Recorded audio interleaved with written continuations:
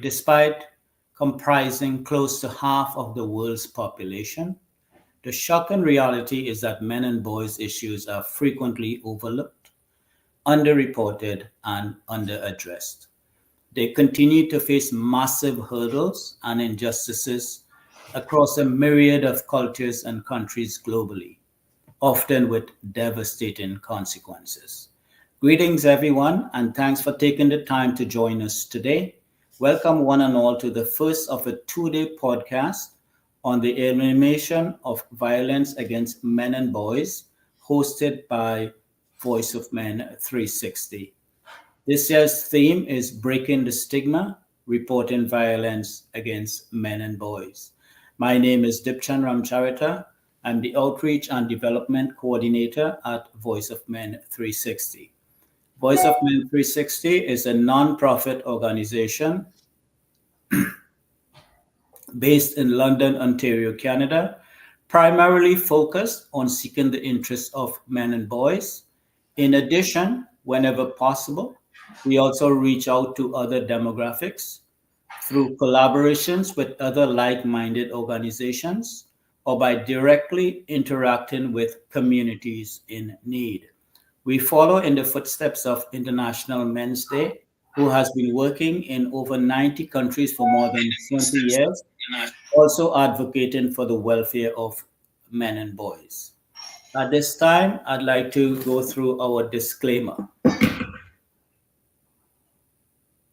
We would like to remind you that Voice of Men 360's mission is always delivered with good faith towards peaceful harmony. The views and opinions expressed in today's episode are those of our speakers and do not necessarily represent Voice of Men 360. Our organization engages in discussion forums to offer inspiration and create awareness of the issues of men who wish to overcome their life challenges. We are not providing medical or therapeutic advice. Should you require that type of assistance, we recommend you contact a medical professional immediately. If you have any questions or concerns about today's episode or any Voice of Men 360 content, please email us at info@voiceofmen360.org. We have an impressive and knowledgeable array of guests today, some of them who aren't here as yet, but before I get to them, I would like to take this time to recognize and acknowledge all those who have tragically met their demise through domestic violence and violence as a whole. We at Voice of Men 360 offer our heartfelt condolences to their loved ones, to whom our thoughts, prayers, and well wishes go out to. And now for a warm welcome to all of our wonderful guests. So for now, we have Narissa and Peter. And so welcome to you both. So if you can just introduce yourself, both of you. Narissa, can you introduce yourself? Hi, my name's Narissa MacLennan-Matthews. I am based in the southwest of England, and I have just submitted my PhD in criminology on male victims of honour-based violence and the wider debates surrounding hate crime and honour-based violence and the level of violence that male victims and boys face. And this can include hate crime, religious motivated crimes, in addition to looking at queer criminology and wider cultural harms. Okay, thank you for your introduction, Narissa. Bruce? Good morning, everybody. I assume it's morning in a lot of the places where we're at. I'm calling in from Ottawa, Ontario, Canada. I'm a criminal defense lawyer, and I've been practicing criminal defense law for over 30 years here in Ottawa. I probably will offer a different perspective and sometimes wonder, and I'm intrigued. First of all, I was intrigued by the topic It's not a lot of time that we see a movement to help men, and certainly young men, where men are more often accused of crimes and viewed as the bad players in the whole situation. But I often defend people accused of crimes, and I do a lot of sexual assaults. And for the most part, the accused are usually men, adult men. Very rarely do we have young persons. Right. And for the most part, the victims or complainants are women, adult women, and sometimes young women. And sometimes the complainants or victims are young boys. So I would say, and I haven't done any empirical study on it, I would say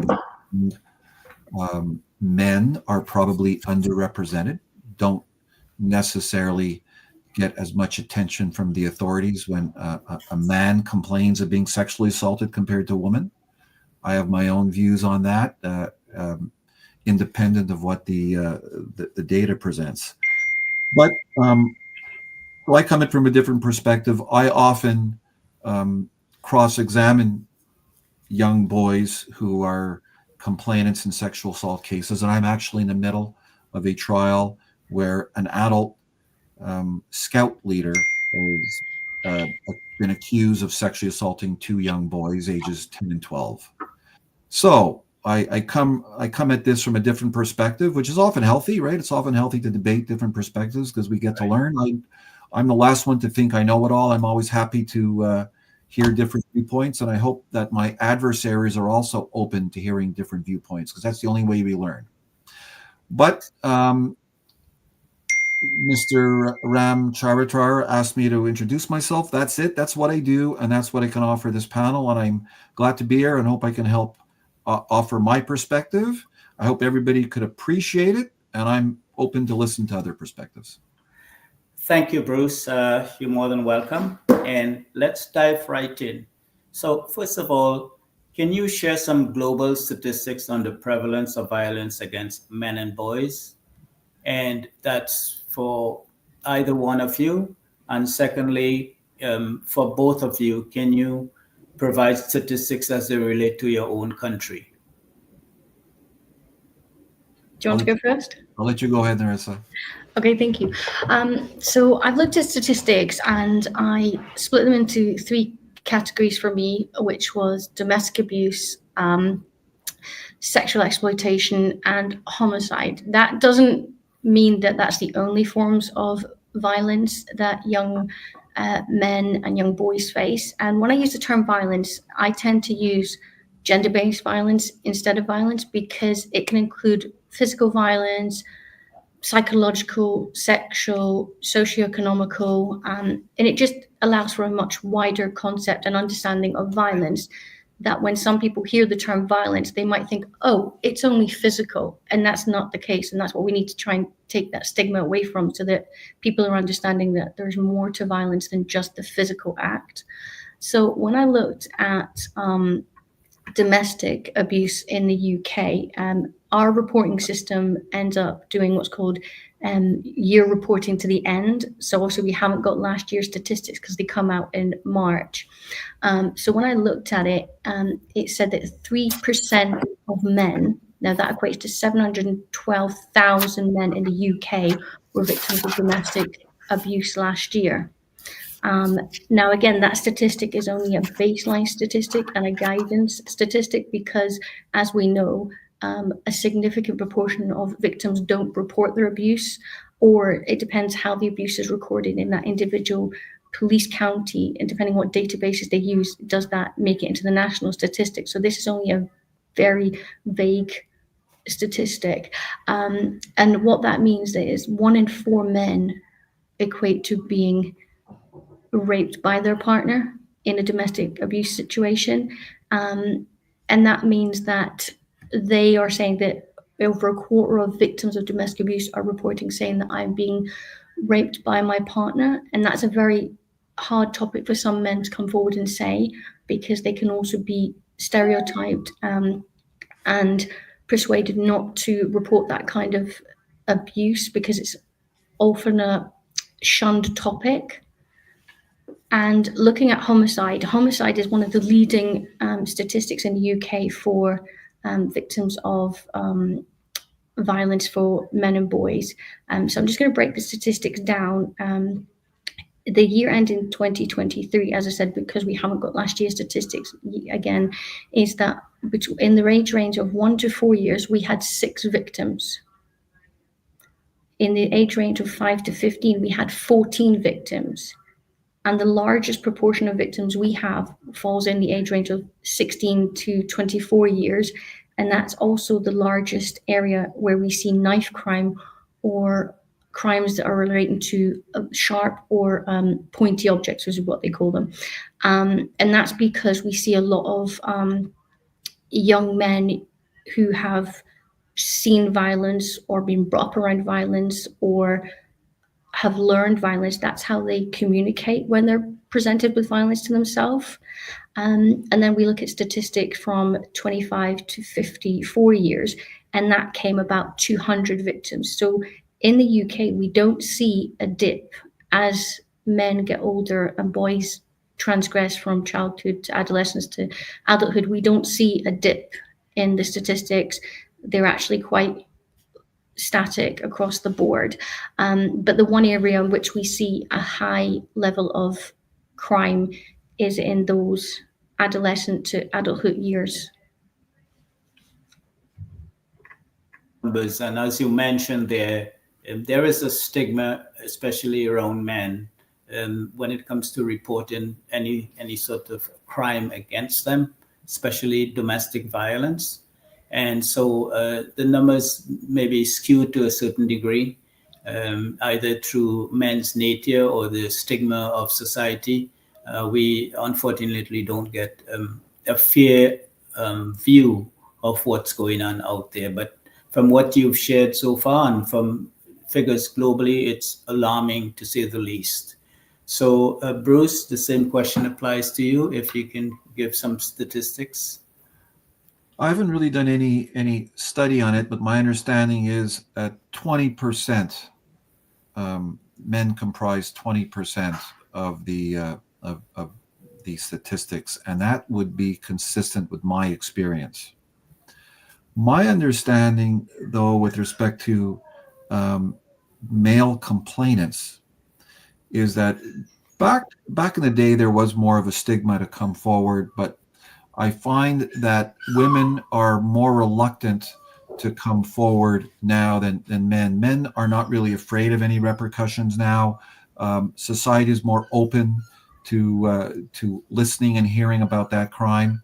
But again, I haven't done any studies, or I don't have any official statistics on that, but that's, again, consistent and reflective of my experience and my practice.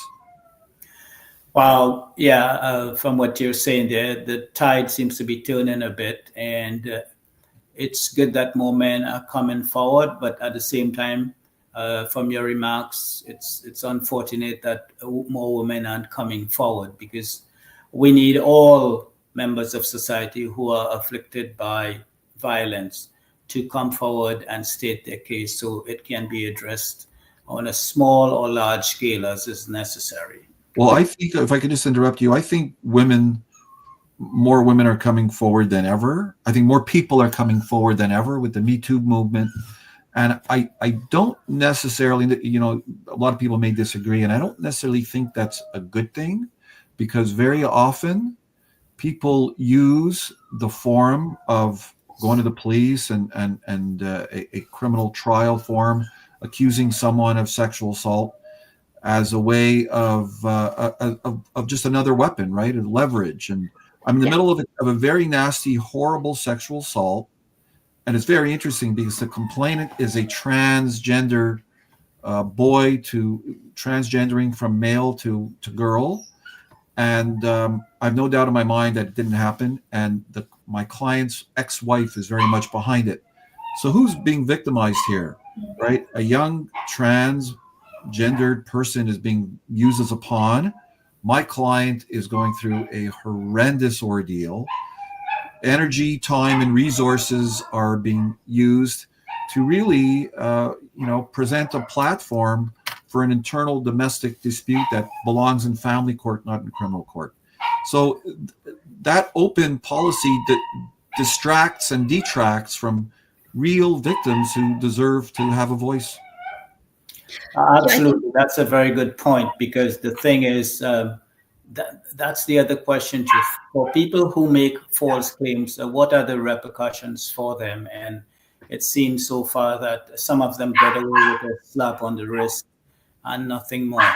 So that's another area that we all need to look into. I want to touch on something Bruce said about it being used as almost a weapon. I think a lot of more is happening as it's being used as a form of coercive and controlling behavior, is that people are coming forward and they're using that as a weapon, saying, well, I'm going to say you did this. Right. So I think, yes, men are coming forward, but they're not coming forward in the same numbers that we've got women and girls coming forward. And that could be because we don't have a framework like the Violence Against Women and Girls framework that was brought out in 2010. Then we revamped it and re-brought it out again in 2024. Men don't have a framework, but what men are seeing is a lot of campaigns that are focusing on girls. So women that have been raped or sexually assaulted, and absolutely anybody that has been raped or sexually assaulted should come forward, whether it's happened yesterday, today, or historically. I'm not disputing that, but what I'm saying is a lot of power is almost being used as coercive and controlling. So a male victim that has done nothing wrong could feel that he's being used as a pawn because there's this more power. And obviously in the UK, we certainly brought out coercive and controlling behaviour laws, which seem to help have a little bit more of a controlling impact for people that are in domestic violence or sexually violence relationships. Yeah, true. And that's the theme. One of the themes relating to today's broadcast is reporting violence against men and boys, because I think it's a global thing that there are not enough, comparatively speaking, there are not enough mechanisms in place for reporting male issues. There should be more bodies out there that look into men's issues and give them some sort of encouragement and incentive to come forward when they have issues relating to violence. Now, just before we go on, I just want to just circle back to something you mentioned about repercussions for advancing false claims, right? I don't know if anybody dealt with that. Yeah, I'm going to tell you, there's laws on the books, public mischief, obstruction of justice, perjury if you lie in court, and there's zero repercussions. Right. Someone who makes a false claim. There's, very often a judge will find an accused not guilty and will acquit someone. And, the politically correct thing is not to call the victim a liar, is just to say, well, you haven't proven it beyond a reasonable doubt, even though very often, like it's very obvious. People come to court and lie. Accused people lie. Complainants lie. Judges and lawyers lie, right? I mean, there's no doubt about it. But there are, all right, and that, I don't want to distract from our topic at hand, and people are sexually assaulted, there's no doubt. But what I don't think society at large recognizes and appreciates is how these false complaints or even marginal complaints, right? And I'll, if you want to get into what I define marginal, we can, but false complaints are horrible to an accused, are bad from the system, and distract and detract from the problem at hand, which is why we're here, right? Time, energy, and effort from an investigator, from a lawyer, from a judge is wasted on a false complaint as opposed to that reluctant victim, that reluctant true victim who has not yet come forward, who can't take advantage of the mechanisms in place. So I think that's something that should be looked at at large as a society, academics, and is underappreciated by the community, because there are laws on the books where an individual who lodges a false complaint can be punished, but it almost never happens. I'm not going to say never, but very rare. I think it's because the laws around repercussions, and I call them wishy-washy, is because they're very lenient. I think if we had tighter laws around the world, that if you make a false claim, then you are going to jail. It's not going to be you're going to get a community order, you're not going to get probation, you're going to go to jail, because the impact that it has on the victim that they've accused, saying, oh, you've raped me or you've sexually assaulted me, that's catastrophic for them. They're going to have long-term mental health if they don't develop PTSD. Unfortunately, we've seen it where victims of being accused of these crimes that haven't committed them have gone on to commit suicide, and therefore they haven't been able to clear their name in a court of law, because unless you're tried by a group of your peers or a judge, people don't assume innocent until proven guilty when it comes to rape or sexual assault cases. And whether we like it or not, society goes, oh, you're guilty till proven innocent. And that's just the way it is, whether we like it or not. But I think what people fail to grasp is the long-term effects. The innocent verdict is not the end of it for these genuine innocent victims. It's the psychological trauma of, how can I get into a relationship with another person, or can I go shopping? What if somebody else accuses me? But it's also the fact that other people won't believe the verdict. There'll be people out there that think, oh no, he got away on a technicality, or she got away on a technicality, so we're being gender inclusive. It's the long-term effect that actually there's never a clear cut moving forward for them. There's constantly going to be in the back of their mind, and there's always going to be people thinking, oh, what if he did? Well, I think he did do it. There's that thing that there's a lot of people forget to recognize, the psychological, the emotional, and the mental health impact that these accusations can have. And unfortunately, the system is not there to support these victims that have been accused when in actual fact they're innocent, and their accusers are getting to walk away with just a small slap on the wrist if you're lucky. Right. Those are some very good points, Steve and Narissa.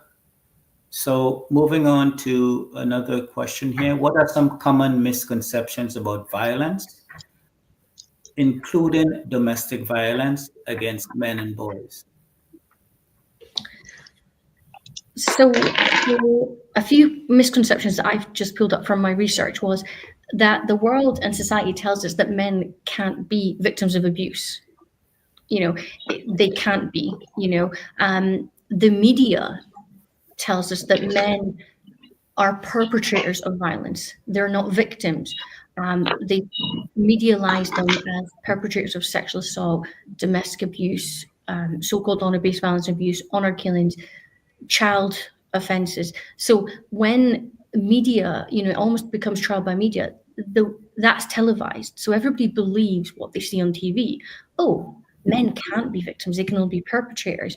And the misconception with that is domestic violence can only happen in poor countries. It's in poor societies, and it's often men that are victims, that are alcoholics, or they're drugs, or they don't work. So these are all these misconceptions that you hear around men that really exasperates that they're perpetrators, not victims.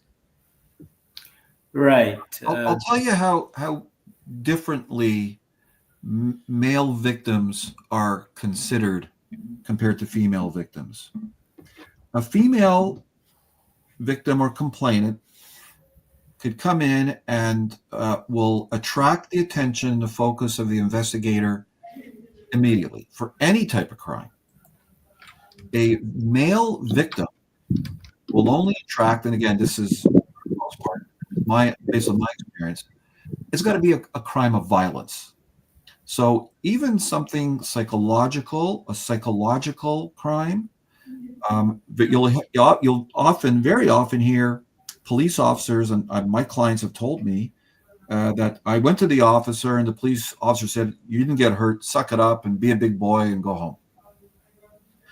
No investigator is going to say that to a female, right? And that's the main difference. That's what men, young boys have to overcome, right? It's that whole big boys don't cry stigma. It's that whole, if it didn't happen, or if we can't see it didn't happen, if they can't see the bruises or they're not in hospital with it didn't happen. It's that societal stigma of, oh, well, it can't happen to a man. But if you're right, if a woman went to the officer and said, oh, this happened, they wouldn't dare say to them, oh, don't cry, suck it up, because as society and a lot of the frameworks now are really honing in on police officers being gender biased to female victims, or as we know, especially in the UK, there's been a lot of overhaul with police forces where we've actually had officers that unfortunately are corrupt or are in positions that they shouldn't be in. So a lot of it is focusing on take a complaint seriously. We want to focus on statistics for violence against women and girls. And that's the message certainly in the UK at the moment is, the violence against women and girls. That's what the framework's pushing for. You've got all the billboards, all the TV ads. So again, that's the whole point, is that women are always to be believed, whereas men, I guess it's a case of case-by-case basis, and it goes on the gut feeling of the person they get to the front desk. So if that person's having a really bad day on the front desk, and I've had, in my PhD, I had a victim who comes from an ethnic background and was in an LGBTQ relationship. And they went to the police officers and said, oh, we're being targeted. We're having threats, homophobic threats and threats to our life. The officer came from the same community, and he turned around and said to them, well, you brought it upon yourself.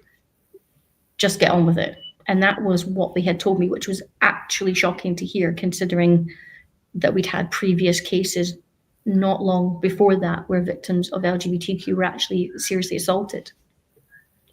Yeah, that's unfortunate that men are being tried before the actual case is out there, and it damaged them in other ways, psychologically, financially. Their reputation goes to bits and whatnot. We have another guest. Welcome, Toyin, to our broadcast. Can you introduce yourself to everyone? Yes, good afternoon, everybody. My name is Toyin Taiwo-Ojo. Hello? Yes, we were hearing you. Go ahead. Hello? Please. Hi. Okay, yes, I can't, I seem not to see any other person. The screen is a bit blank. I don't know if you are seeing me, but my name is Toyin Taiwo-Ojo. I'm a lawyer practicing in Nigeria, and I do women and children rights activism. And it's a pleasure to be on this podcast. Thank you. Okay, I don't know, you've just joined. I don't know the current topic that we're discussing is what are some common misconceptions about violence, including domestic violence against men and boys? Toyin. All right. I joined when Narissa was talking about people not believing that men could be victims as well, and the commonly held notion that men are the perpetrators. In my line of work, and as a person who is always on the field trying to protect women and children, I have, to my own surprise and shock, as I do my work, I've come to realize that men could actually also be victims, which is not something that is broadly, believed by others. I have realized that men could not only be victims from women, but could also be victims from their fellow men. I handled a matter last year where 3 boys were victims of sexual abuse from an older friend. And I have seen also a case I was involved in. I didn't handle it personally, but I was involved in it 5 years ago, where a 14-year-old boy was sexually assaulted by an older woman who is married. So it is very often believed that, oh, men cannot be abused because men have physical strength. But abuse goes beyond physical strength.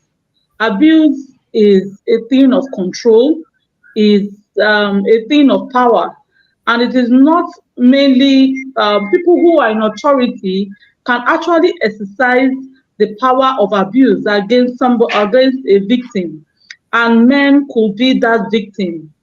It is a far cry in my country. We are still struggling with people believing women who are abused. Now imagine when a man goes to the police station to report an abuse. Most times they are often scorned, mocked, and laughed away. There is a common parlance in my country. They call it the mockery. They say you are a woman rapper, meaning that you are less than a woman. So if a man comes to abuse, to report that kind of abuse, they will often call him a woman rapper. So this is what makes most men not go forward. Well, I have also seen a case where a man was being beaten by his wife. In fact, the woman will beat him and she will be the one to scream victim. It was during the course of our investigation that we realized that it is the man who is the actual victim. So it is something that we should, encourage our men to come out to speak about. Let men's speaking up be normalized, just like we have been able to normalize women speaking up. Thank you. Thank you, Toyin. Unfortunately, these misconceptions are consistent globally. So, thank you for that information. Moving on to the three of you, how can we work to create a cultural shift so as to break this stigma, noting the massive impact of social media, which is so pivotal in so many lives today? I think social media is the bane of everyone's life at some point, but I think social media plays a massive part in the victimization and re-victimization of male victims and young boys, because once something's out on the internet, it's there for life, no matter if we can have it taken down by the government or taken down by law enforcement or cyber units. It doesn't matter, because once it's out there, it's out there. So, for instance, when we've got cases of sexual exploitation on the dark market, once it's up there, it's up there. So our victims are victimized, re-victimized, and when they go and report it to police, the often question is, well, how did they get the image in the first place? You must have texted it to somebody, or you must have sent it to somebody. And it doesn't matter who they sent it to. They sent that in a private conversation, often probably thinking they're talking to their partner or talking to somebody that they care about, when actually their phone's been spoofed or they've been hacked. And that's a problem for me, is social media like Facebook, Instagram, TikTok. Once you've tried to contact them to say, look, we've got a case of child abuse, we've got a case of sexual images of children, or we've got acts of sexual abuse being broadcast on your platforms, please take them down. They often come back and says it doesn't violate our community guidance standards. But what then does? That's the problem. The internet is a massive problem for victims, is because it is always there. Once it's shared, it's then shared thousands and thousands and tens of thousands and millions of times. You're never going to be able to take that image down, no matter how many times you try. Even if we got Interpol involved, even if you got the United States involved, the United Kingdom, China, Nigeria, every country in the world, and you could say, can you please take this off your platforms? There's always going to be hundreds of thousands of images of that same image that we can't get down. That's true. Digital footprints don't ever go away. Once it's out there, that's it. Bruce? So Can you read the question again? Because I just want to be sure that I'm answering the question. Was the question, how can we break the shift in attitudes? Yeah, to break the stigma. So I'll repeat the question. How can we work to create a cultural shift so as to break this stigma, noting that the massive impact of social media, which is so pivotal in so many lives today? The stigma for what? For coming forward and making a complaint if you've been abused? Yes, all the misconceptions about men and the stigma included. Right. So here it is. Here's when and how does the legal system work? The legal system works when everybody does their job, right? And that means a defense lawyer like myself has to ask some very difficult and unpleasant questions. And that means that a judge has to make sometimes unpopular rulings. And that means that sometimes a police officer has to tell a complainant that they're lying and we don't believe you without fearing the backlash. Right. So if everybody does their job, the system works. And that's a microcosm, right? The legal system's a microcosm of society. Society at large, a lot of people will say our world is broken and the world has never been in this bad shape as it is now because people lie, right? Politicians lie. The president of the United States lies 99% of the time. So, our world doesn't work because a lot of us lie. And very often when we tell the truth, it becomes difficult and unpopular. And some of those players who make brave decisions because they're trying to do the right thing wind up getting punished and being criticized, right? For telling the truth, even if as long as it's unpopular.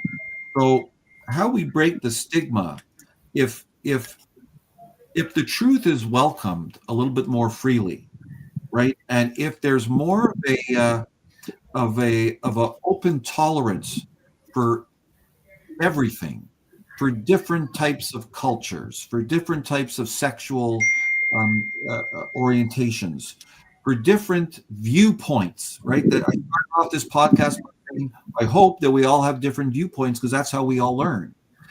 But I will tell you, I see in the comments here, Sam indicated, well, does more training have to be implemented on all levels of police enforcement? For sure, because that's the starting point. A complainant will feel more open to come forward if they're embraced by the police officer and made to feel more comfortable and made to feel like this is what I'm here for. But that doesn't mean that a police officer can't turn around and say, I don't believe you or your case is weak. And that's a tough balance, right? That's a tough balance for everybody to do their job, how unpopular decisions have to be made and have to be freely made. If everybody does their job and everybody perhaps receives better training and training to be open to other views, that's how things work. I have very strong views that lean towards a certain direction. I have very strong views, but I am very open to hear other people's views because I don't think I'm the smartest guy in the room ever. And I know that the only way to learn to become that smart guy is to listen to other views. And that's the problem. Thank you, Bruce. Toyin, can you offer your perspective on this issue? Okay, thank you so much once more. We have been able, I will always use Nigeria as an example for what we have been able to do in the sphere of advocacy and activism for women and children's rights. I still believe that the best way to get this cultural shift is for us to use advocacy. We do not relent, we do not stop, we do not get tired. Some couple of years ago, women's rights activism was not something to write home about. But in 1995, if you remember the Beijing conference, women came up and began to push for a cultural shift. Yes, we have not gotten there, but women's rights has become something that is in the forefront of government policies, in forefront of politics and everything that has to do with our lives, our daily lives. I believe that if there is intentional advocacy about men's rights, about advocating for men and agreeing that men could also be victims, there will be that cultural shift. There will be that cultural perspective, being, changed gradually but steadily. Because the truth of the matter remains that the most cultures are patrilineal, they're patriarchal in nature. So why is it then that men's rights are not being respected? Because most of the people who implement and make these laws are mostly men. So why is it that people do not believe that men could be victims? So if we begin to intentionally push the rights of men, the victimization of men forward, to also include that men's rights are also women's rights, men's rights are also human rights, then we'll begin to achieve what we set out to do, and which is that men could be victims. And this, if they are victims, that means that they are vulnerable and their rights should be protected. So that's my own humble opinion. Absolutely. We definitely need to get the ball rolling forward in terms of getting men's issues more to the forefront. Moving on. I was just going to comment about the cultural issues. I think the problem with cultural issues is there's a lot of stigma around police officers, law enforcement, and lawyers and judges understanding cultural issues to a point where it can be used as a factor in decision making.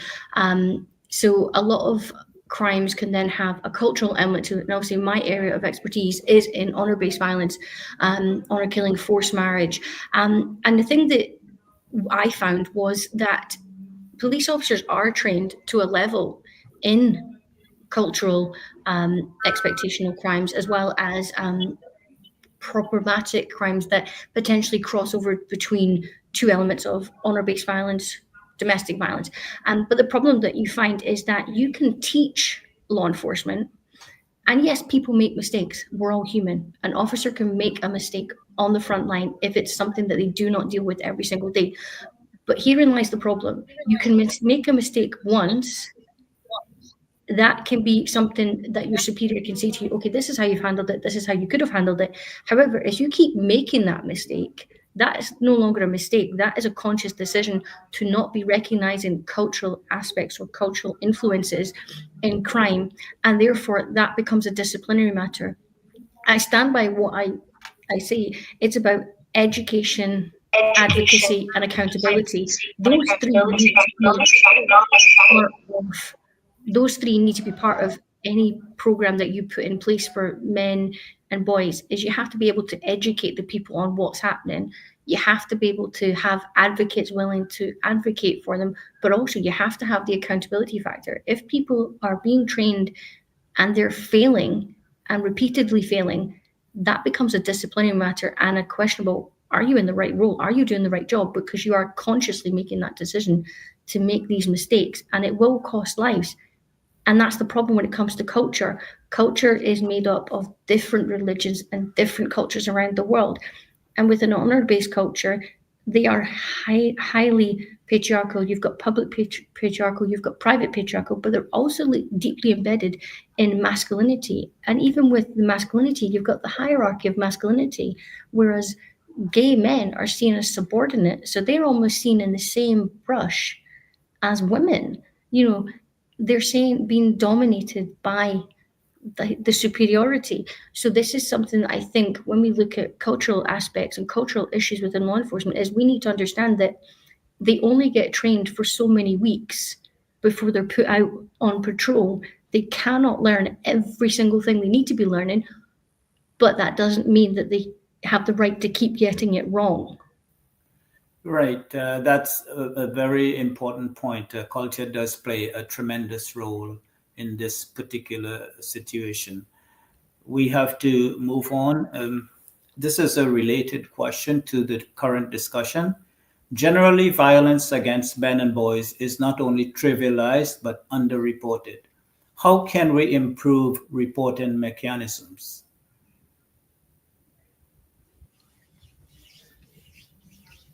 So I would say we need to separate strategies for tackling physical and sexual violence against men and boys. Because if we look at the intimate partner violence stigmatization model, it actually identifies 3 components which actually prevent victims of IPV, which is just one form of trivialization that men are subjected to. It's like, oh, you can't be abused by your partner because it's intimate partner violence. And that's one of the highest factors or highest place in which boys and men become victims is through intimate partner violence. And you've got the cultural stigma, you've got the stigma of internalization and the anticipated stigmas. And if I just run through these, it might help. So cultural stigma is a high one for me, which highlights the societal beliefs that delegitimizing people's experiences of abuse or desensitizing them to the abuse. And often, having spoken to male victims, is they're made to believe that they caused it in some way and they didn't realize that what they were experiencing was abuse, because when they spoke to people, it was like, oh, that's not abuse. That's just she was having a bad day, or he's just having a bad day, for homosexual relationships.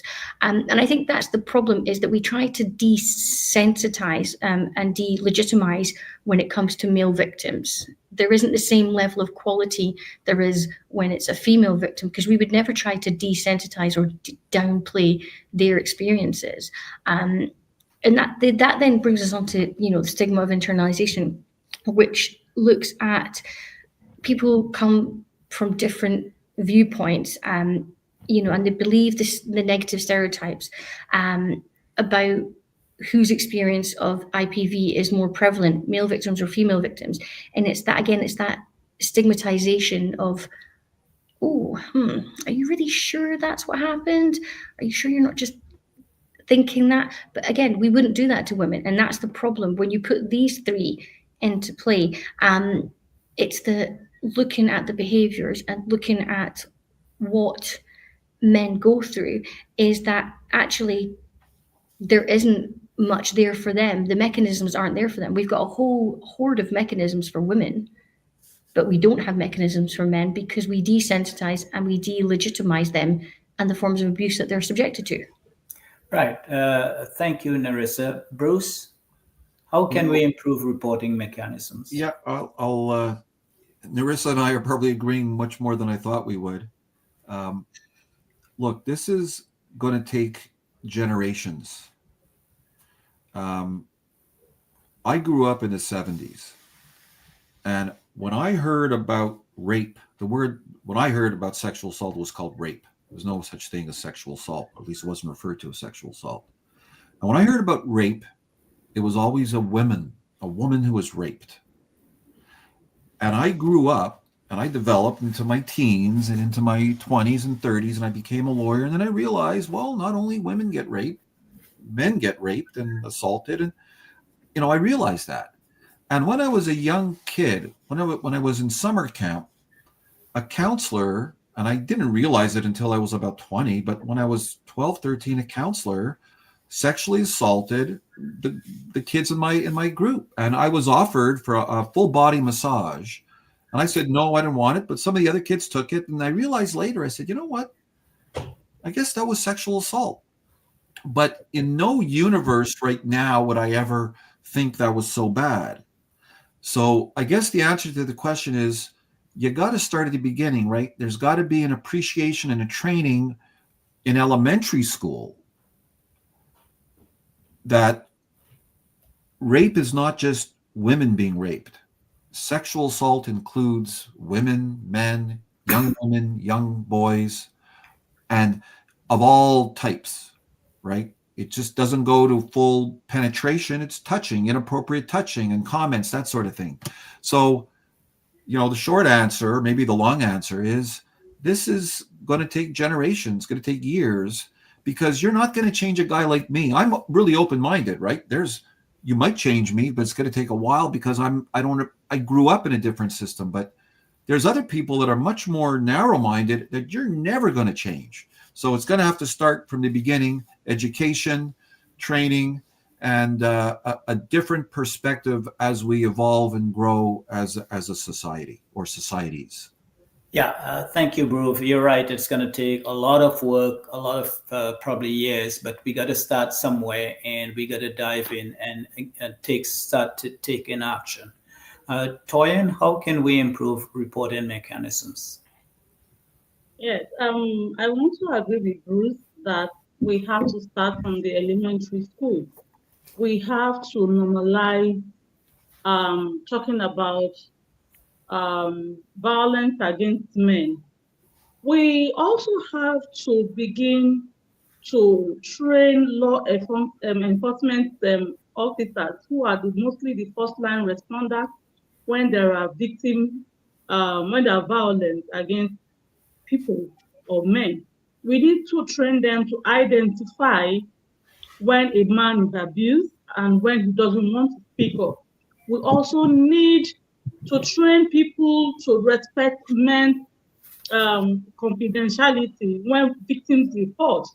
Because one of the reasons why people do not report is because they do not want to be mocked, they do not want to be stigmatized or discriminated. We need to encourage these first line responders to become empathic to the plight of men who are abused. Another thing we need to do, which we have done in women's rights advocacy, is to have a set of specially trained healthcare officers who are versed in the care of female victims. We need to do something similar when it comes to men, because most men are abused and they don't even know they are abused. That's the truth.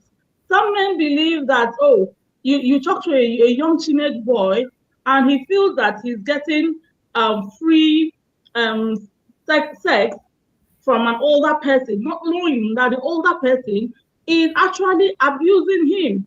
So we need to make these things out there. We need to bring them out to the fore. We need to make people understand and know when they are abused. Then we need to strengthen our policies and laws. Surprisingly, in Nigeria, we have what we call the Violence Against Persons Prohibition Act, which has been ratified into law in the various states.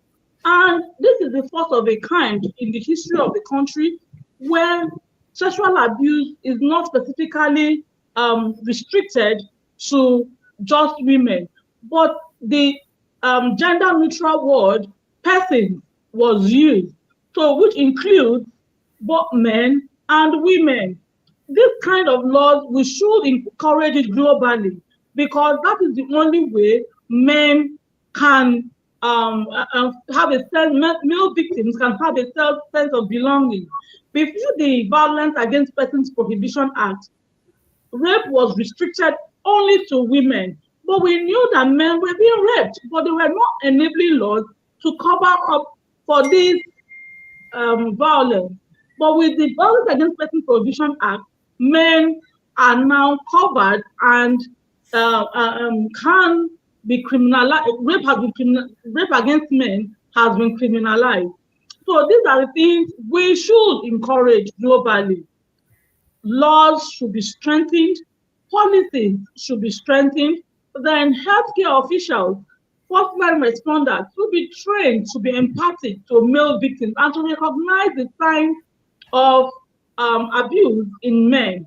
These are more not forgetting the place of advocacy. I cannot emphasize the place of advocacy when it comes to issues like this. More and more should be said. Information regarding male abuse and violence should be brought. It should be something that we wake up to see. We're about to go to bed, we see it. Let it be ingrained in our consciousness that men can also be victims. Men are also abused. Thank you, Toyin. That's a very important point as well. The next question is a bit of a long one, so just bear with me. How can we collaborate with men and boys to seek positive solutions when reacting to violence perpetrated against them? While we empathize with their pain and suffering, instead of them just succumbing to victimhood mentality, how can we encourage and support them to create meaningful change for themselves and others in similar situations? Narissa? Okay. So I'm going to come from at this one from a different angle. I think when we look at it, how can we create a meaningful change for themselves and others in similar situations? So we're going to need to understand the victim and the cultural background they come from. Now, the reason I say that is every country has multiple origins, it's multicultural. And when we're looking at how we can help an individual, we first have to understand their cultural ideologies and their teachings for their culture, because certain religions will not allow certain conversations. As a Roman Catholic, there are certain conversations that I wouldn't be able to have, and there are certain conversations that I wouldn't expect people from other cultures to have with me. And for example, if we look at Islam, the conversation of homosexuality or male rape or male sexual assault is a taboo topic. So, and how we would collaborate with men and boys from that culture is different than how we would do it from individuals from a Roman Catholic culture or from a Protestant culture or from different countries. So that's when I say this, we have to think about that as a step moving forward, is obviously to acknowledge their pain and let them know that they are a victim, that we do believe them, because as Bruce said, a lot of the time they're told, oh, there's no physical signs, basically get on with it. Yeah. I think the whole point is that we need to offer them the same support, the same wraparound care, but individualize it. So let's not just have a whole care plan that we can just, like a rule book, follow it from victim to victim. No, you need to create an individual care plan around that victim. What does that victim need? What does help look to that victim? So we need to have that conversation with them. And yes, some of the conversations you will have will be painful, and they might be conversations that they don't want to have. So you might need to be, as the professional, have a little bit of integrity to push and go, I know this is uncomfortable to have a conversation, but if we can look at this, then we can help. And I think it's that aspect of being open-mindedness, to be willing to look at all these factors, primary factors, and able to create a unique plan going forward, is how we would acknowledge their suffering and pain, but also offer them the support that they need and be mindful of what they might also be going through at home, because coming forward and saying I'm a victim could seriously put their health and their life at risk. So that's something we need to consider when we're making these suggestions, is we're writing them and we're making them from a good position, but we need to be mindful of what's going on in the background. Absolutely. Thank you, Narissa. Bruce? Yeah, no, I agree with Narissa. I mean, identifying the problem, it's got to be more of an open discussion. People don't, well, I'm not going to say people like me, I don't empathize with others unless I really gone through something, right? When a friend of mine's dog died, I remember saying, it's your dog, get over it. Now I have a dog. When my dog died a couple of years ago, I was devastated. So it's education, empathy, experience, being open and understanding, and having sometimes difficult discussions. When I told my friend, his dog died, and I said, get over it. I should have been sat down and had a very difficult discussion with. Right. So we have to, right? It all begins with education and openness and having these frank discussions. It's easy to identify, right? Really tough to implement, really tough to do it. And again, like I said, this may take generations and a lot of forums like this, that a lot of those people with problems don't want to even participate, right? They're setting their views. They know what they want to think, and they want to continue. So easy to identify. Narissa did a very good job at identifying it. The more difficult question is how to implement it and solve it. Right. Thank you, Bruce. Toyin? All right. I want to agree with both Narissa and Bruce. You see, when it comes to men supporting each other and supporting each other and creating meaningful change for victims, I believe that the first thing which should be done is to believe male victims when they come forward. The mere saying of "I believe you" is enough to reassure a male victim or any victim at all that he will not be mocked, he will not be, stigmatized.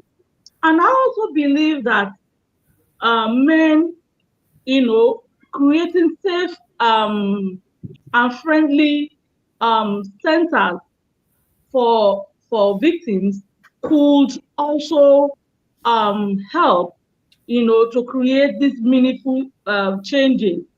Then we need, I will say it again, advocacy, raising awareness. It can never be overflowed. When you use it, most of us now, we are on different social media platforms, pushing these narratives that we want, this positive narrative that we want, is a way of creating these meaningful changes. And I will also say that there's something that is very lacking, and that is the mentorship. You see, most men lack very strong father figures or mentors, and that is because of the dynamism of the modern times, when most people grow up in a single parent home, especially single mother. Men need a male figure, a positive male figure, to reinforce positive male characteristics. We need this mentorship so that we can be able to challenge this toxic masculinity that is, that is traditional. Oh, men do not cry. Men do not cry. Men do not feel, oh, get over it. What happened to you? It has happened to several people. So why are you crying over it? No, we need to change this narrative. We can't tell men that we want them to be emotional, we want them to be empathic, yet we are not being empathic to them. You can, they will say, garbage in, garbage out. It is what you give in that you bring out. So we need for more positive male mentorship programs. We need to also try to remove our personal biases, because, okay, globally we are from different background, different cultural background, but the truth remains that violence is universal. It is devoid of gender, it is devoid of tribes, it is devoid of religion. It happens, it cuts across every strata of the society. So we need to actually remove these personal biases and look at the issues holistically as it affects us as human beings. And then we need to collaborate. Men should come out to collaborate. You see, I do female women and children activism, and I realize that when I make a post on my social media handle, I see women identifying with the challenges. I see people, recognizing and relating with it. But let me make a post about men. You see that men hardly comment. So how do we now know that this problem is affecting them if they do not come forward? We need for men to also be bold enough to come forward and to collaborate with organizations that are fighting for their rights. Thank you. Thank you, Toyin. Could I just respond before we move on? I just want to respond to something Toyin said. Sure. And I agree with just about everything she said. However, as we know, I'm allowed to disagree with certain things. I think it's healthy. Toyin indicated that one of the things to help destigmatize young boys is for the authorities to, embrace them and say, "We believe you." I disagree with that. I think it's a good thing for the authorities to be open and to tell a complainant. I think the best thing is honesty. A police officer, a young boy who comes in and is complaining about being abused, a 12-year-old little boy, let's say. I think it would be best served for everybody if the officer says, "I'm going to listen to you. I'm going to listen to everything you have to say, and I will protect you." That's truthful. But I might not believe you because you got to tell me the truth. And if you don't tell me the truth, I'm not going to believe you and I can't help you. And that is true. That's accurate. And that helps everybody. To say I believe you is dishonest because quite frankly, a police officer, they never believe anybody. So what's more honest and what's more healthy and it's going to help destigmatize everything about this problem is for a police officer to say, "I'm going to listen to you. I'm going to listen to everything you say, but not necessarily believe you." So Right. With that little nuance, that's the only comment I have to say. And that dovetails back to my original comment on the last one of the last questions we had. Right. Well, thank you, Bruce. It's healthy to share different perspectives, have different ideas to approach a problem. There sometimes some more than one ways or more than one potential solutions. The next question is in terms of are there ways rather that we can ensure that law enforcement and judicial systems take violence against men and boys more seriously? Narissa? Sorry, can you repeat the question? Are there ways we can ensure that law enforcement and judicial systems take violence against men and boys more seriously? Yes, I think they need to just sit back, open their ears and listen. I think they need to be willing to look at male victims as a separate entity to female victims and not just be a add-on to policies or procedures or anything that's already in place for female victims. Because certainly in the UK, we've brought out a framework targeting rape and sexual assault, which is looking at 2024 to 2027. And it speaks on the victimization of women and girls. And the term violence against women and girls is bandied about a lot when we're trying to make policies through policymakers, Parliament. And this, to me, and this could be, you can disagree, it kind of misgenders male victims and paints them as perpetrators, not victims, because the title is violence against women and girls. And this is despite charities and advocates asking for men and boys to be given their own framework, or for the framework for violence against women and girls to be changed. Now, I'm not saying that we can put men and boys in that framework because that would be completely irrelevant and it wouldn't be as effective as having their own framework. But the problem is that the problem that is arising is the United Nations, UNICEF, and countries are failing to create their own policies and legislations against violence against men and boys. And despite us living in 2025 now, they're failing to catch on. Instead, what they're doing is revamping, looking at policies already in place for one gender while creating a gender bias and gender divide, therefore stigmatizing men and boys, and almost sending a message to men and boys, actually, you don't matter. Your pain, your suffering does not matter, because they're not seeing that they are included. It's not an inclusive policy. It's not inclusive teachings. It's not inclusive education. Even within schools, we're not seeing that gender inclusive approach to boys. So all boys are hearing at a young age is, you're the perpetrators. You caused the violence. There's no approach to saying, actually, boys can be victims too. And if we were to say that and use the terminology and be careful of what language we use, even from primary school, which is like your pre-K and onwards, depending on the terminology and language we use, we might actually have young boys coming forward and saying, this is happening at home. Whereas if we're not having these conversations and we're not having these sit downs and making them realize that what potentially is happening shouldn't be happening, then what we're then creating is the next generation of potential victims to go on to become perpetrators, because that's all they know. And this is through learned behavior, which is the psychological aspect of you see, you do. And that's the whole aspect of see one, do one, teach one. And that's the mindset we need to change.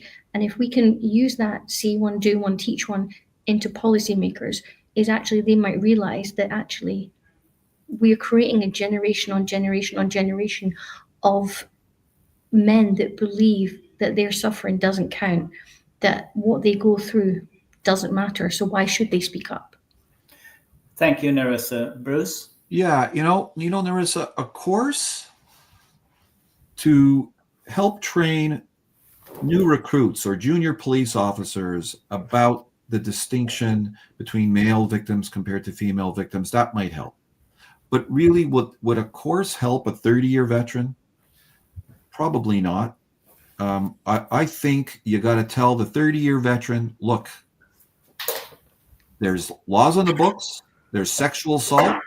I don't care if it's a 10-year-old or a 90-year-old who comes in. I don't care if it's a guy or a girl or a trans. I don't care if you like the victim or you don't like the victim. You got to investigate and you got to listen, not necessarily believe, but listen to what the complainants say and then move forward with your investigation.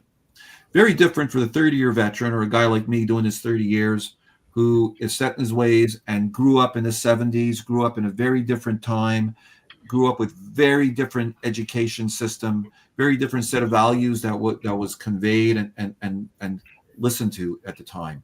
But the young recruits, yeah, I agree. Education, different training for sure. But, the world now in 2025 is 360 degrees different than it was in 1975, right? From every perspective in so much. And certainly with respect to gender issues and views on sexual assault. So it's going to be, I think, a bifurcated answer, right? You're gonna treat someone 30 years into it, a 60-year-old police officer or 60-year-old defense lawyer like myself, very different than the 25-year-old new recruit. Right. If I may respond to that, please. So I get what you're saying. Yeah, there's those that have done 30 years in the service and there's those that are just coming in. And we actually did an internal investigation, thematic analysis within the College of Policing in England and Wales. And it's interesting because the statistics did almost demonstrate what you're saying is officers that had been in the job 10, 20 years plus were less likely to recognize, and this was specifically looking at honor-based violence, so that's what I'll refer to, they were less likely to understand and recognize the violence or the cultural aspect than officers that were simply just coming out of training. But the problem that I have with that is that, as we know, those that are fresh out of training look to seniors for their experience. They look to shadow if they want to become a detective, or they look to, if there's one that has got, he's captured a serial killer, and they're like, oh, I really want to look, how did you get that, or how did you do that? The problem we have is that if they're seeing their mentor doing the job a specific way, they're almost going to forget their training.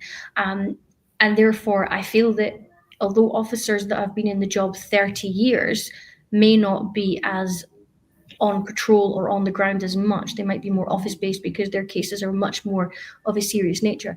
I do think we need to hold them to accountability at some point because they're in the job, so they need to be able to do the job as a whole. And they should be attending CPD events because that's what their job is meant to be. They're meant to be officers and detectives. So I think, although Bruce is saying that we're not really expecting them to be as hot-footed on it as junior officers, I think that we should still expect anybody in the job to be able to enact the training. And if they aren't, or the training wasn't given to them when they started 30 years ago, then I think that's an office and an internal policy and internal procedures and policies that need to be mandated, saying if you haven't had this training in the last 10 years, you need to sign up to a training facility or a training course. I think that's something to do with in-house training, not necessarily external training. But again, it's something that, is it going to happen? I think it's a generational thing that needs to be built upon. Thank you, Narissa. Toyin? All right. Thank you. I agree with Narissa that training and training have to be done for law enforcement agents and the judiciary. Before I go further, in relation to what Bruce said, when I said that victims should first be believed, I want to say that our laws provide that there's this assumption of innocence for anybody, be it the abused, be it the perpetrator. So when you use this word, it is a reassurance, and it doesn't stop you from investigating to find out the truth or otherwise of anybody's allegation. Moving forward now, when it comes to judicial officers and law enforcement agents, we cannot underemphasize the place of training. We can also not emphasize the place of welfare packages for officers. You may think that where is that coming from? Is it when officers are undermotivated, or they may not really carry out, but this is peculiar to where I practice law, so they may not really want to carry out their duties to the best of their abilities. But when there are better welfare packages, they are able to treat their job with all seriousness and see everybody, victim survivors who come forward, as not just a case file or statistics, but as a person. Further, we need, I am now using the policy, the place where I practice, to project my answer, because to me, we need to also engage our traditional rulers. We come from Africa where we still have chiefs and kings.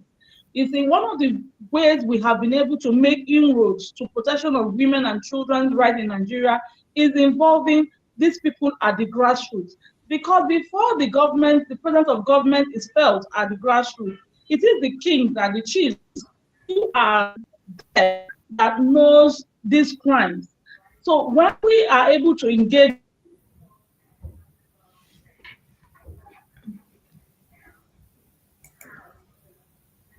I'm sorry, we seem to have lost Toyin there due to some technical difficulty. Make them understand this cultural belief that men cannot be victims has to be changed.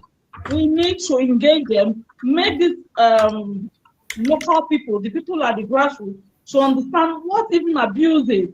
I have had a case where it is the community that arrested the perpetrator themselves and called our office to come and take away the perpetrator. So these are instances that will tell you that you cannot underemphasize or remove the place of people at the grassroots in crime solution. We need to do what we call community policing. The police and the community liaising together to join hands, collaborate to eradicate this crime. I believe that by the time these suggestions are implemented, there will be a headway for eradication of male violence. Thank you, Toyin. We want to deal a bit with family court system now. So for the first question on that issue, what are some of the common issues that men face in family court, and how can we work to address these challenges? Narissa? So my understanding for some of the issues that men face in the family court is the spouse, and I use the term spouse because we live in an age where we can have heterosexual couples and we can have couples from the LGBTQ community, and they can all have children. So that's why I use the terminology spouse. So the problem that arises is that it's obviously parent alienation. The one parent wants full custody, doesn't want to share the child. They almost monopolize the child and use it as a weapon against the other party. Men are almost made out to be the bad parent, the abusive parent. They're almost degraded, dehumanized in a court. All their faults, everything they've ever done gets thrown at them. And more often than not, men become subjected to reports by social work, or they need background reports, they need supervision. How do they interact with their children? And this is because the courts are lean towards believing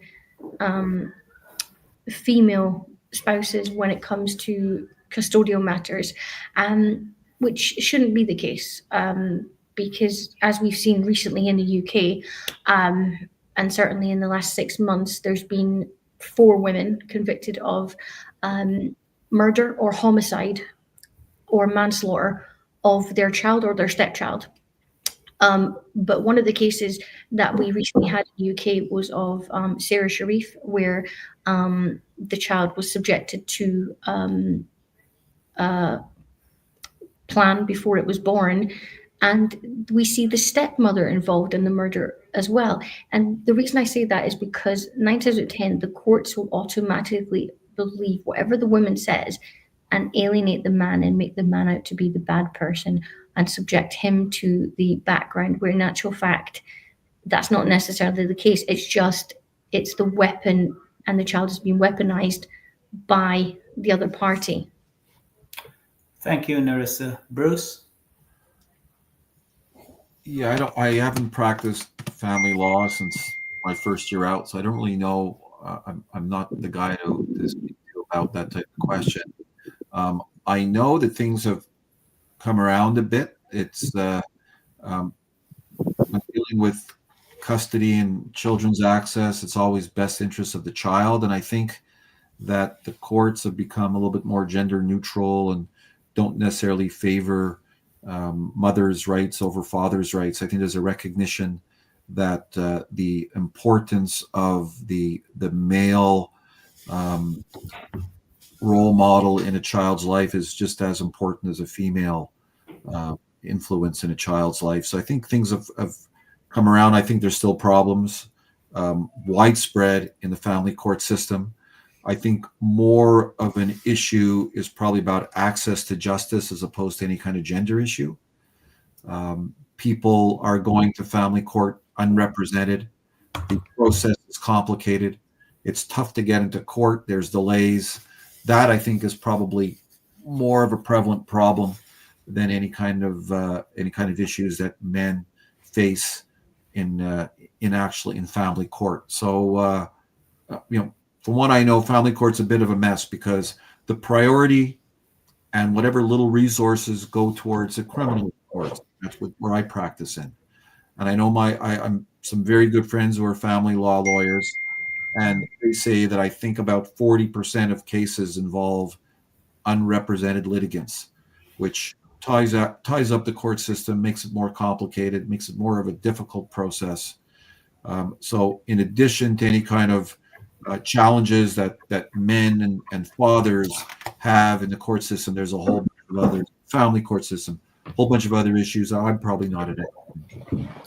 Yeah, thank you, Bruce. Toyin?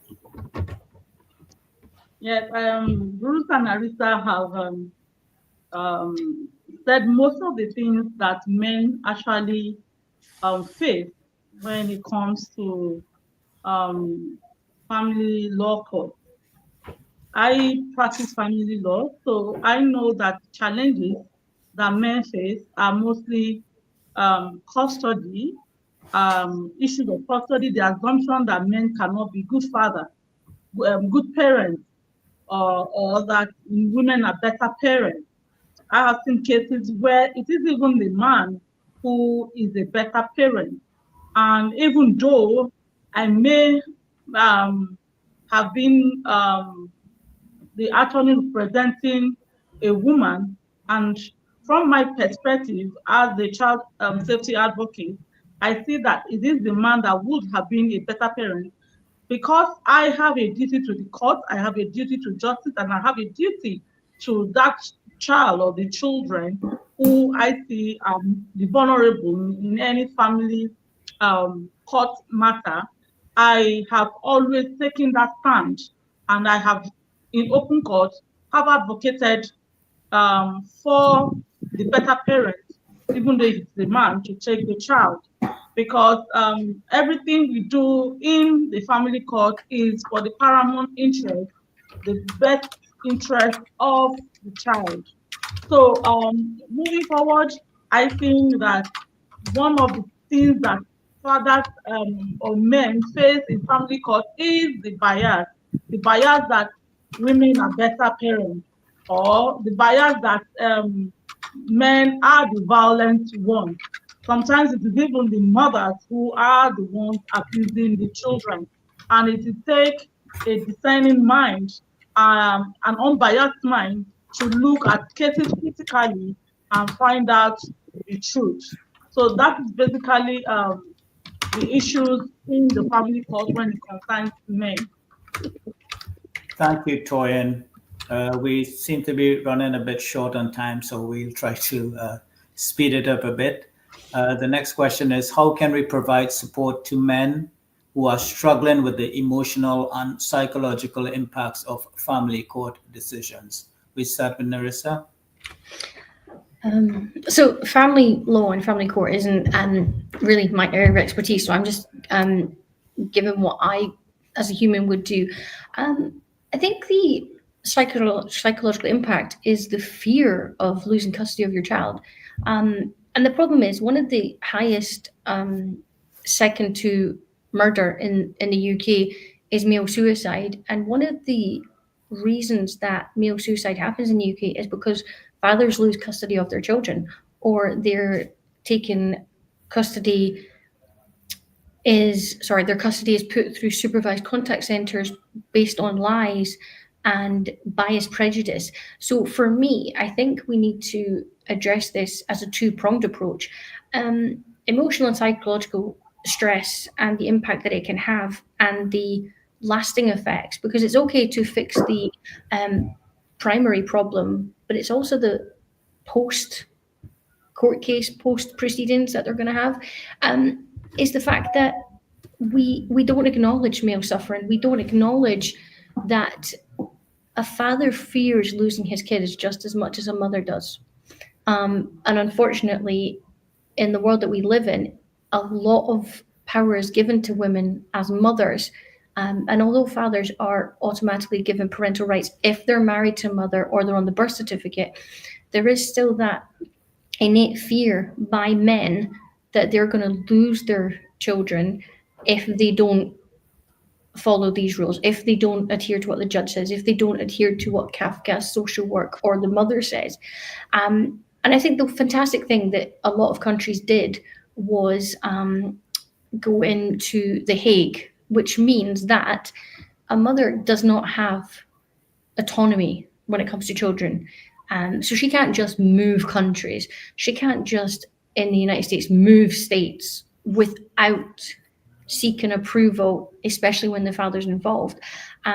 So I think what we have to do is, again, acknowledge the father's pain, acknowledge the father's potential suffering, but also offer the same support. And we might not be trained enough to provide that unique support they need, but that's why we've got signposting. And there's a lot of charities out there that do support fathers' rights and men. And I think that's the problem, is we have to be able to delegate when we're out of our depth, is be willing to delegate or willing to say, this is out of my remit, but I'm going to help you find support. It's all about that accountability and advocacy, again, is knowing when to pass the torch and provide additional outside support, and when to take a step back. Thank you, Narissa. Bruce, is there anything you want to add to this? Yeah, we made huge strides in anger management courses over the years. At least since I'd begun practicing 30 odd years ago, the number, the availability, the depth of the programming in anger management and teaching offenders to manage their anger in different ways, as we've made huge strides.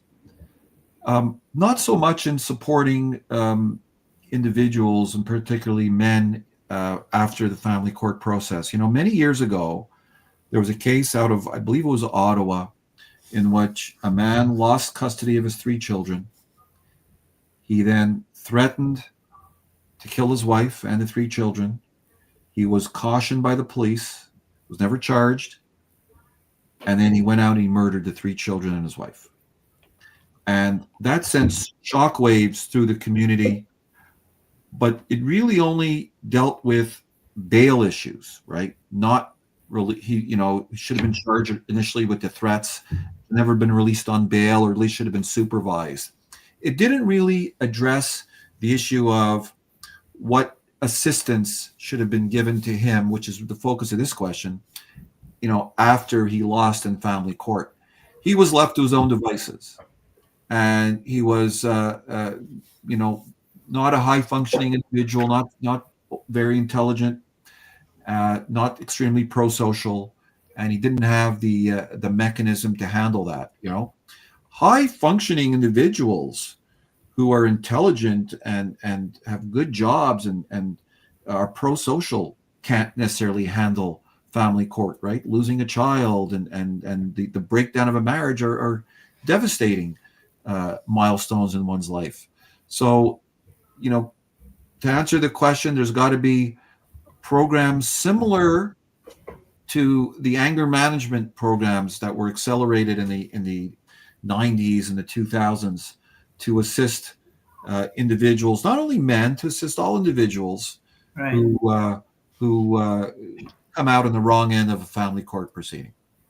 Right. Very good point. Toyin,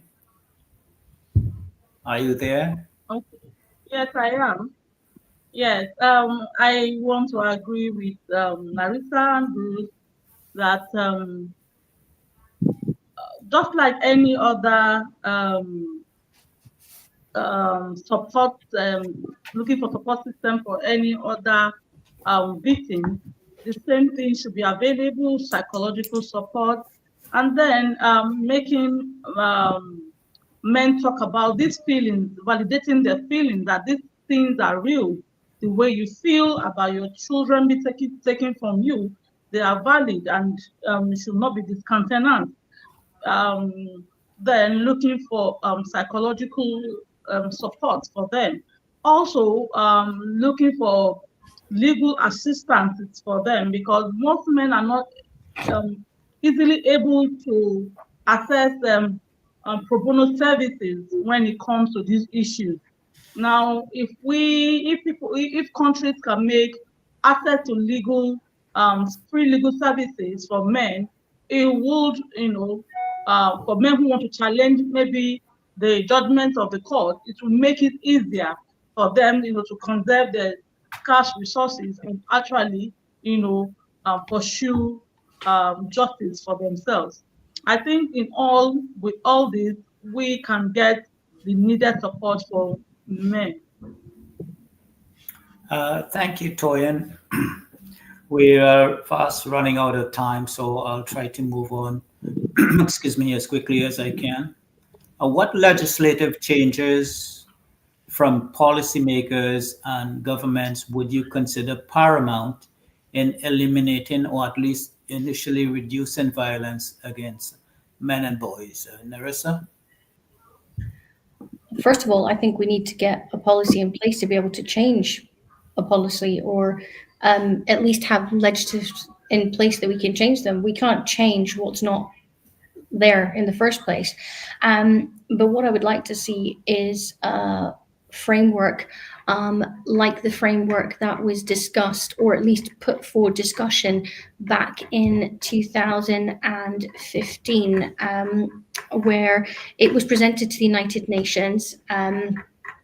And I'm just getting the name of it, sorry. It was called Men and the Prevention of Gender-Based Violence, a conceptual framework for policy change. And that, when I looked through it, had really a lot of stuff that we need to see in relation to men and boys. And for whatever reason, that conceptual framework has not made it into the United Nations directives. So for me, I would like to see this put back on the table and put back for discussion, because it addresses everything that we've discussed today and more. And I'll be happy to share it with you guys afterwards. So for me, that policy encapsulates everything. And it really screams that we need a framework for men and boys. I know the United States has a violence against women framework. In the UK, I know we've got a violence against women and girls framework, but I've yet to see a framework specifically designed for men and boys, and that's what we need. We need something specifically targeting the trauma, the victimization, and the crimes that the men and boys face. We need to have that written down. We need to have it passed. So in order to make it a recognized legislation going forward. Thank you, Marissa. There is actually, you're right, there is no such framework as what we call VAWA in the US. Definitely that would improve drastically the plights of men and boys in this regard. Bruce? Yeah, I don't know if I agree. I don't think we need any more directives aimed at specific interest groups, whether it's women or men or young children or rape victims or incest victims. The laws are there. The laws are there. If you are a victim of sexual assault, there's lots of sexual assault laws that are actually, in my opinion, my humble opinion, slanted in favor of a complainant as opposed to an accused. So they're there. The laws don't have to be changed. I don't think they have to be even refocused or highlighted in any perspective. They just got to be followed and implemented, and police have to do their investigation. So, we go back to the early questions about an hour and 20 minutes ago when we started this discussion about, what the players are going to do, how they're going to handle it differently, how they're going to investigate differently, what kind of attention are they going to give to a young 10-year-old boy who comes in and complains about a non-violent offense. The books are there. The laws are on the books. They're there. It's just a matter of how they're going to be used and followed. And I think any unnecessary extreme focus on any kind of interest group, again, like I said earlier, I think it detracts from the problem at large, right? We got to get away from certain interest groups and just be treated all as equal. Thank you, Bruce. Toyin?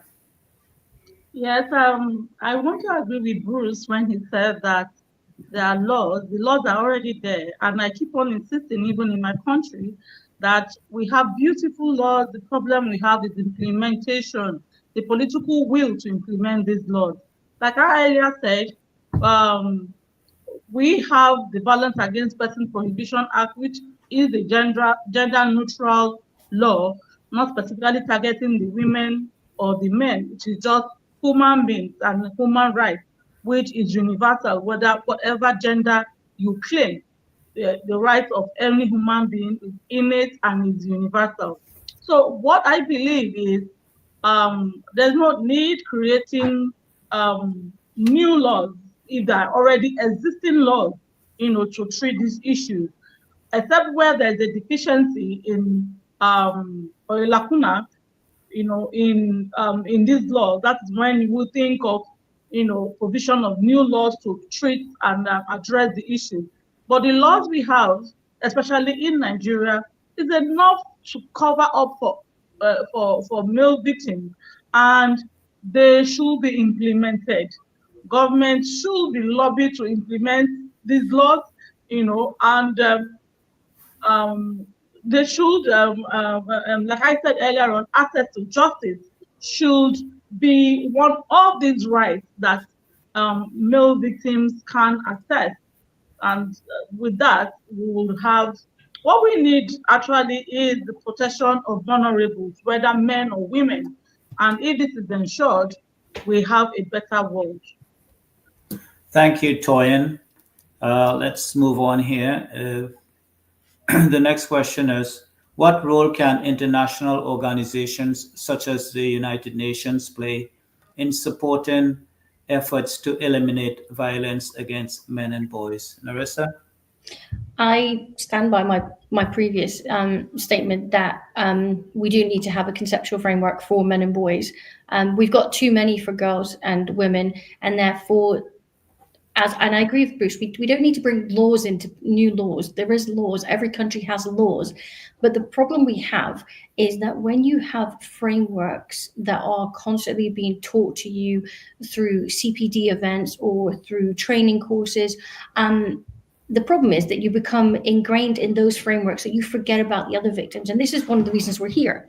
We all know about the Violence Against Women and Girls framework, and I don't disagree that we need it. We absolutely do need it, because violence against women and girls is obviously more prevalent in certain countries. But I do think we need a framework for a conceptual framework for men and boys, because otherwise they just keep getting forgotten about. Because without having frameworks, you can't really highlight to Parliament, Congress, Senate, or whatever you have in your country.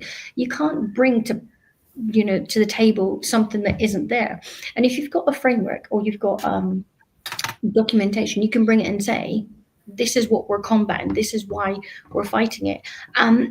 But right now we don't have anything. Men and boys are heavily reliant on their investigating police officers or school teachers or academics or whoever to know that there's laws there to prevent and know how to implement these laws.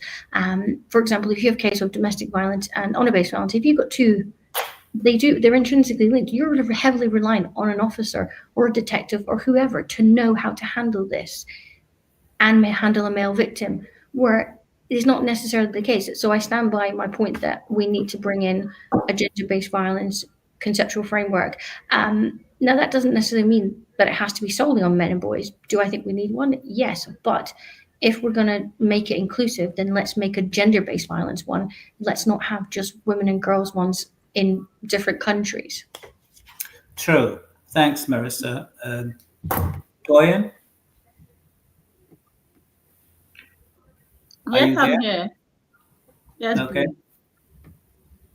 Yeah. I think I absolutely agree with Narissa, and I believe that with the proper implementation, men's rights will be assured. Okay. Thank you, Toyin. Well, we are almost to the end of our program today. I have one final question, but before I do, I just want to give out some information regarding our organization. There are no limitations to gender, age, nationality, or ethnic groups. All walks of life can participate in any of our shows. If you want to be a guest on any of our shows or willing to be part of our organization and help us directly or indirectly, please reach out to us. We would love to work with individuals, professionals, experts, community organizations, associations, corporations, government officials, and businesses. Our phone number is 226-289-8784. Email address info@voiceofmen360.org. Our website is www.voiceofmen360.org. Also, you can find us on pretty much all social media. We do have a Facebook group page, so please join our group so you can see our daily activities and make sure to invite your friends as well. Other social media platforms that we have include Instagram, LinkedIn, Twitter, YouTube, and TikTok. Please subscribe to our YouTube channel, Voice of Men 360. Well, we're almost to the end of our program. We have one final question. So, to the three of you, considering the diverse cultural landscapes and nuanced social norms worldwide, what potential do you see for a unified international advocacy movement to champion the welfare, safety, and empowerment of men and boys globally? We'll start with Narissa. Okay, so I'm going to be straight up honest. I don't see us getting that in the next 10 to 15 years. And the reason I say that is because we're nowhere near recognizing victims, and I say victims as a whole. Every country is failing victims. And statistically, until we can protect or implement these strategies of welfare, safety, empowerment in our own countries, we've got no chance of having a global one. And the problem that we have when creating a global platform and international advocacy for these is everybody has to be on board, and everyone has to be singing from the same hymn sheet. And that becomes problematic, again, when you have cultural, religious, and political views. So for me, I don't see that happening. What about you, Bruce? Zero chance. Zero chance. Okay. Your last question asked about the UN. Yes. You skipped over me because maybe you've realized. Oh, I'm sorry. No problem. Apologies. You probably skipped over me because I talk too much, and I'll try and keep it really brief. The bottom line is the UN and international organizations have so many other problems to deal with. Stuff that we got wars going on in Ukraine and the Middle East. We're still at the other end of a global pandemic. Violence against men and boys is probably way down at the bottom of their priority list. To expect the UN to solve any sort of problem like this, zero. To expect the international community to address a problem like this, I hope they address it, but will they solve it? No, zero. It's domestically. Each country, each jurisdiction, not even each country, each province here in Canada, each province has got to address their issues. In the United States, each state got to address these problems individually, specifically, with respect to their demographics. This is a localized problem that would be great if we attracted international attention, would be great, but I don't think there's a will for that. I think you got to fix it at home. I agree with Narissa. Thank you, Bruce. Are you there, Toyin? Yes, I lost connection for a minute. Okay. Yes, I am here. Well, I disagree with both Narissa and Bruce on if we're going to be able to have a unified global voice for men. Well, I want to believe that it was possible. It was done with women. Beijing 95 was a very pivotal point in the history of women advocacy. And this year makes it 30 years that some of those benchmarks that were set out in Beijing 95. This year makes it 30 years. Have we been able to achieve something? Yes, a lot. Not everything, but we have been able to achieve. In my country, we have been able to achieve women inheriting properties, which was not so before in some cultural communities before Beijing 95. Have women been able to shatter glass ceilings? Yes, we have had women become a lot of things, especially when it comes to the political space. So, do I believe that we can achieve a unified global voice for the rights of men and for the rights of men? I believe it's possible. There's nothing that's impossible. The word impossibility is impossible itself, because with the right mindset and the right framework, anything and everything is possible. Thank you. You're right about that. There is a way forward. It's definitely going to take a lot of work, and we got to start somewhere. As Bruce mentioned earlier, there's a long, long road ahead. But with contributions, excuse me, like from people like yourselves, that's definitely a good start. There's a lot of advocacy groups out there can contribute as well. By acknowledging and addressing the injustices that men and boys face, we can certainly work towards creating a more equitable society where men and boys receive the support and protection they deserve. I want to thank my three guests today, Bruce, Narissa, and Toyin, for their invaluable contribution. It's been a pleasure sharing the stage here with you. Thank you so much again for everything you've contributed to us today. To our President, Sivam, thank you. You're behind the scenes, you the controls guy. So thank you for all your hard work. And a special mention to Dr. Jerome Tilak Singh from the International Men's Day Forum. Thank you for all your contribution, all your guidance over time. Ladies and gentlemen, we've come to the end of our broadcast for today. Thank you to the audience out there for joining us today. So to everyone out there, thank you very much and goodbye.